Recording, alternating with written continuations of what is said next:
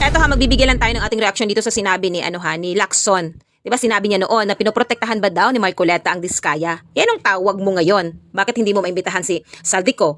Ha? Parliamentary courtesy ba talaga o pinoprotektahan mo din si Saldico? Ito kasi yun ha mga kababayan. Ang parliamentary courtesy kasi ay hindi batas, kundi tradisyon lang sa Kongreso. Kaya nakadepende talaga yan sa chairman ng committee kung susundin ba nila ito or hindi.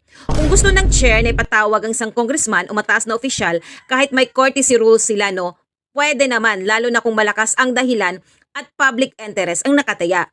Pero sa practice kasi, madalas ginagamit ito bilang dahilan para hindi patawag ang kapwa mambabatas. Kaya parang protection na rin, no? Kaya nasa chair pa rin kung gagamitin niya ang courtesy or babaliin niya para sa transparency. Yes, as you know, you have been a congressman for many years. There's what we call interparliamentary courtesy. We do not invite or summon members of Congress in the same manner that they don't invite senators to their hearings. It is up to the congressmen or senators concerned to appear before their inquiries in aid of legislation. That is a tradition. Yes, Mr. And Chair. that tradition is not accorded to individual members of Congress of either house.